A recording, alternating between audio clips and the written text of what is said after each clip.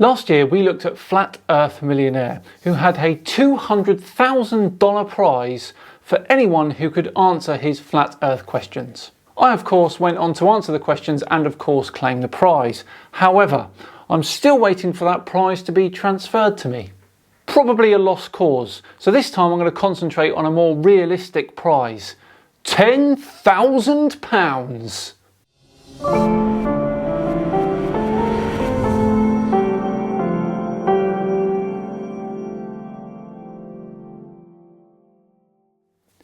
Hello all and welcome along to another episode of Flat Earth Friday with me, Simon Dan. Thank you very much for joining me. Before we begin today, I just want to point all of my lovely subscribers, all of you lot, to the direction of the Simon Dan podcast if I haven't already banged on about it enough. This week I interviewed Sky at Night presenter Chris Lintop. We had a great chat about star formations, space conspiracies. It was really interesting stuff. You can find it on Apple and Google Podcasts and Spotify as well. And you can also listen to it on the podcast webpage too. The links for those will be in the description. Thank you very much. Also, a big congratulations to channel friend FTFE for his 50th episode of Flirfs Are Idiots. Yours truly makes an appearance in that one. And episode 51, by the way, is a real belter. The link for that is in the description too. Right, back to today's video where builder Clavin Stroud has offered a £10,000 reward to anyone who can answer his questions. Here he is in a video clarifying his challenge. From that point to that point, they measure 400 millimeters from that point to that point, and they measure 500 millimeters from that point to that point. Oh, what's going on here? A bit of triangle stuff. Nice. And they call it the 3-4-5 method. Ask any bricklayer, because that's how they lay out the corners of their walls. So, this particular Einstein of a bricklayer who was growling at me yesterday said that he can produce a 90-degree angle off a plumb line, which is aimed at the centre of the earth. So fine, this is how I'm going to do it. Yes, you can. There's our building. I've drawn it in red to make it look easier. I've drawn the 90-degree line that he says we can have, which we can. But so that's going to be, say, the roof of my building on your imaginary globe Earth. Okay, I've seen a bit of an issue here already, and that's scale. Your building looks about, I don't know, 2,000 or 3,000 kilometres wide. Either that or you've got an extremely small Earth where you can pop to the newsagents and be on the other side of the world type size. Most buildings have got 90-degree angles at all corners. So you can see what this would be the shape of the building if it was 90-degree based on your plumb line going to the centre of your globe Earth. It would have to be miles off the floor. We don't see any buildings like that. Yes, that's because our buildings are tens to hundreds of metres wide, and our Earth has a circumference of 40,000 kilometres. A 100-metre long building, for example, is 0.00025% of the entire Earth's circumference. So it'll go back to the other argument where, what if we have a plumb bob on both sides of the building, because that's how plumb bobs work, even though a plumb bob can be anything, any weight at all hung on a piece of string, just like my bunch of peas here. And as you can see in reality, they hang plumb. That's what you see, that's reality. So, what's the problem with that? But we're going to go with the globe theory, because we've only got a theory. So we're going to tie my new plumb bob over to the centre of my little Earth, my globe Earth, and ironically the keys hang just down with the plumb bob as well, naturally.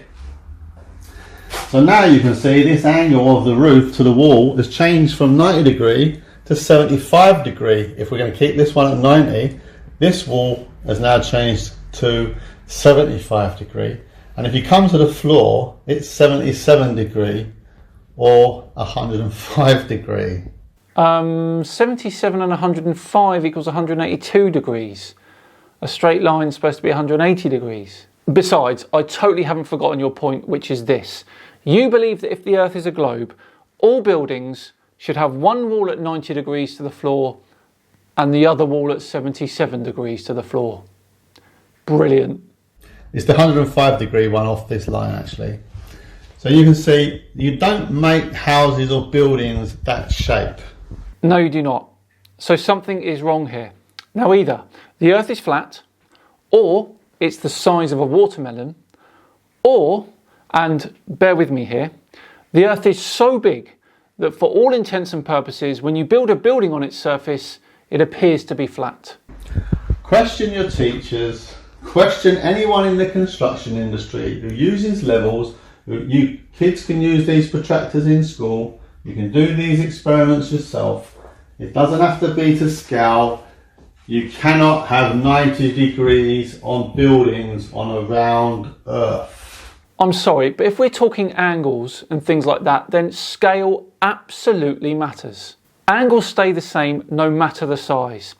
All of the angles in an equilateral triangle, for example, take note Sleeping Warrior, are 60 degrees. Now that's the same whether the sides of that triangle are 1 centimetre long or 100 miles long. Flat earth, I can have them all day long. So people say put your money where your mouth is. Oh, here we go.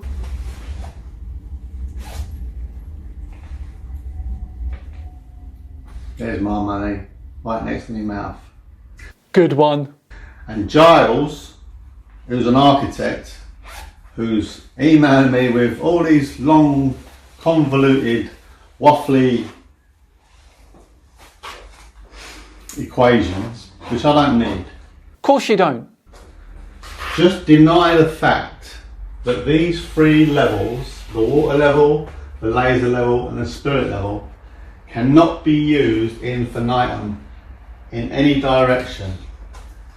You tell me where those three levels are going to curve to make any allowance for any curvature.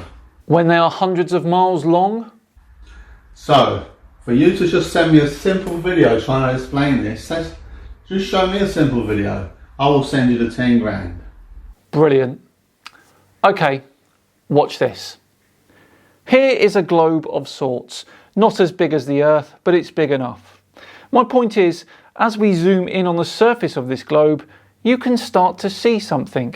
You start to notice that as we get closer, it appears to get flatter until you get right down to the scale of us lot scurrying around on the surface. Huge thanks to Spooky Moulder on Twitter for that. Here's another example of how this works from Tom Oswald of clickersnap.com.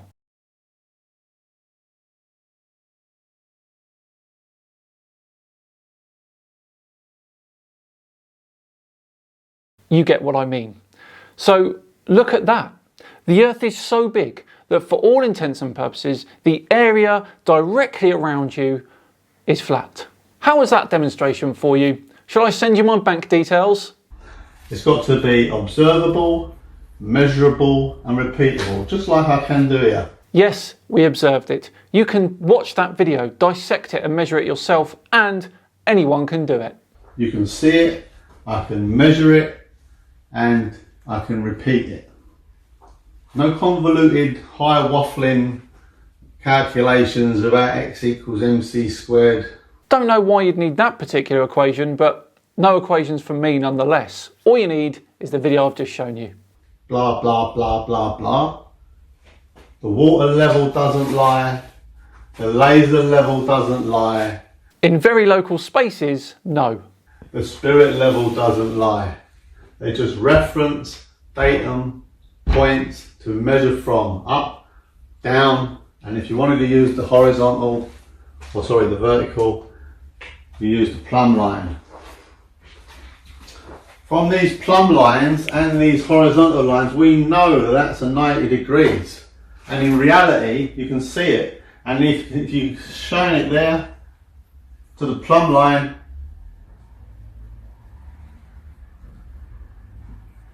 trying to get it bang on the line, but you know what I mean, you can check it yourself. It's plumb. That's what we see in reality. This is only imaginary. Indeed, and incorrect. This is what they tell us to believe.